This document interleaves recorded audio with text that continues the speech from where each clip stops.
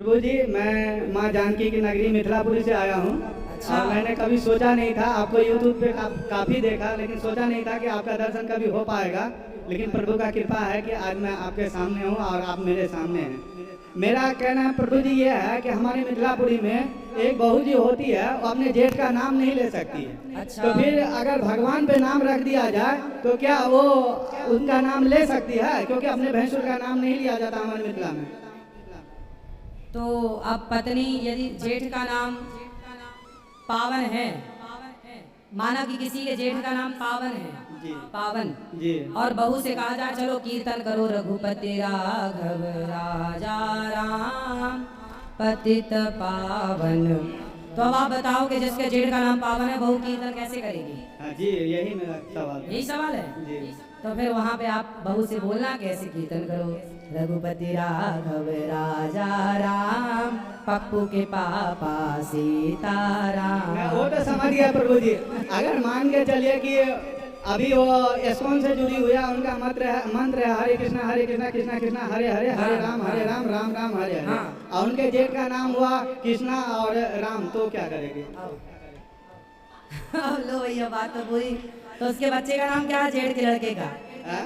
हमारे मिथिला में भगवान के ऊपर नाम रखा नहीं, जाता नाम है। तो अच्छा है। हाँ ना। तो ये बताओ कि जेठ के लड़के का नाम क्या है? हाँ? जेठ के लड़के का नाम क्या है? लड़के का नाम? हाँ।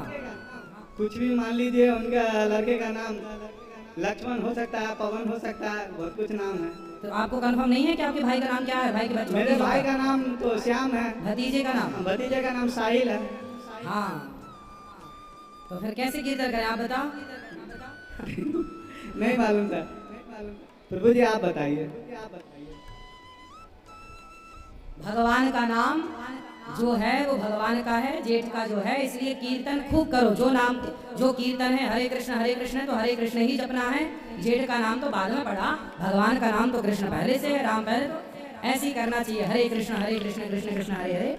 जेठ जेठानी का तो जो नाम अच्छा है। मेरा दूसरा सवाल है प्रभु जी। कीर्तन वीर्तन चेंज नहीं करना, जो है वही रहेगा। समझ गया प्रभु जी। मेरा दूसरा सवाल है कि सीता जी को रावण ने एक बार ले गया और उसको बड़े आदर से अशोक वाटिका में रखा, फिर भी हम उसे सालों साल दशहरा में जलाते हैं। लेकिन आज का युग ऐसा चल रहा है कि माँ बाप अल्ट्रासाउंड करा के बेटी को कोख में ही मार देते हैं। तो रावण कसूरवार हुआ कि आज के माँ बाप कसूरवार है? आज के लोग भी रावण, बहुत सारे आज भी रावण हैं, आज भी बहुत सारे रावण हैं। तब भी रावण था। रावण का पुतला इसलिए जलाते हैं ना कि आप बताओ आपकी शादी हो गई जी, मेरी शादी हो गई और आपकी पत्नी को कोई चुरा के ले जाए जी, तो आप क्या करेंगे उसके साथ? उसकी आरती उतारेंगे? वो बात हम बताए ना, ये एक बार गलती किया तो उसे सालों साल पनिशमेंट मिल रहा है। हाँ। हाँ? चूंकि बड़ा है, रावण मूर्ख नहीं था, रावण विद्वान था और एक क्षेत्र का, एक जगह का, एक देश का राजा था। और राजा जब गलत करता है तो प्रजा उसका आचरण सीखती है, तो प्रजा को दंड कम दिया जाता है, राजा दंड ज्यादा पाता है, बड़े को ज्यादा दंड दिया जाएगा। अच्छा बताओ, कोई चोर चोरी करता है तो चोर चोरी करता है तो भाई अनपढ़ है, मूर्ख है, गंवार है तो चोरी करता है। आप उसे चोरी करते पकड़ोगे ना तो 2 थप्पड़ मार के छोड़ दोगे, है ना। लेकिन कोई बड़ा चोरी करेगा, नाम वाला व्यक्ति, बड़ा जिस पर संसार भरोसा विश्वास करता होगा, वो चोरी करेगा, वो आपके विश्वास को तोड़ेगा तो उसका दंड ज्यादा होगा ना। तो रावण विद्वान था और विद्वान होकर, समझदार होकर, राजा होकर, जिसके वश में देवता थे, वो रावण गलती करेगा तो उसकी गलती क्षमा न होगी। युगों युगों तक उसकी गलती याद की जा रही है कि उसने पराई औरत को क्यों चुराया।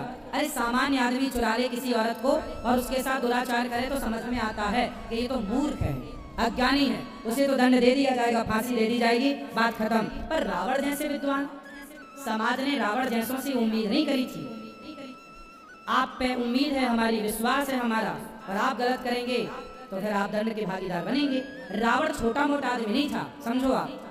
रावण बहुत बड़ा विद्वान था प्रभु जी, हम मानते हैं। अगर रावण विद्वान ना होता तो राम जी से सबसे पहले युद्ध करके ऊपर लोग चले जाते, लेकिन वो बहुत बड़ा विद्वान था तो जानते थे कि प्रभु है विष्णु का अवतार है, इसलिए पहले उसने पूरे समाज का उद्धार कराया और सबसे बाद में वो आया था, क्योंकि वो बहुत बड़ा विद्वान था और जानता था हम अपने समाज का उद्धार हम इसी प्रकार से करवा सकते हैं। समाज में पुतला जलाकर ये मैसेज दिया जाता है कि पराई स्त्री को कभी गंदी आंखों से ना देखना, वरना रावण का जो हाल हुआ वो तुम्हारा हो जाएगा। हमारे लिए बहुत अफसोस की बात है कि इस सीख से भी आजकल के माता पिता नहीं सीख पा रहे हैं। ये हमारे लिए बहुत अफसोस की नहीं बात सीख पा रहे हैं, वो अपन सबकी कमी है। कमी है जो अपनी कमी है वो ये है कि अपन सीख नहीं पाए।